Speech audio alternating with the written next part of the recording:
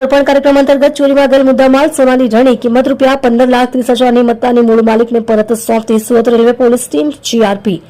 Police અધિક્ષક શ્રી અભય સોની સાહેબ પશ્ચિમ રેલવે વડોદરા તથા વિભાગીય પોલીસ અધિકારી શ્રી ડીએચ ગોર સાહેબ પશ્ચિમ રેલવે સુરત વિભાગ સુરત નાઓ દ્વારા સુરત રેલવે સ્ટેશન હદ વિસ્તારમાં બનતા ચોરીના ગુનાઓ શોધી કાઢવા સૂચનાઓ આપેલ અને માર્ગદર્શન આપવામાં આવેલ હોય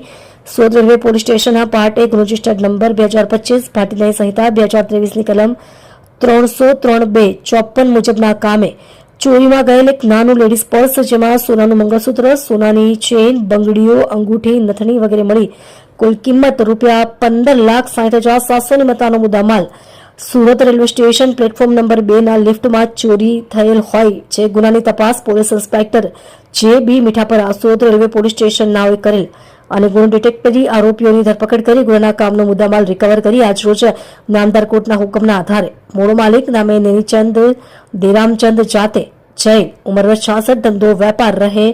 1011 Surya palace satellite road Agra sweet પાસે સુરત સિટી મૂળ રહે રાજસ્થાન વાળા નાઓને સોનાની રણી 109.800 ગ્રામ કિંમત ₹15,30,000ની મત્તાનો મુદ્દામાલ રિકવર કરી ફરિયાદીશ્રીને સોંપવા હુકમ થતા તેના તુષ્કો અર્પણ કાર્યક્રમ હેઠળ કામના ફરિયાદી નાઓને સુપરત કરી તેના તુષ્કો અર્પણ કાર્યક્રમ રાખી સાર્થક કરી પ્રશંસનીય કામગીરી કરેલ છે.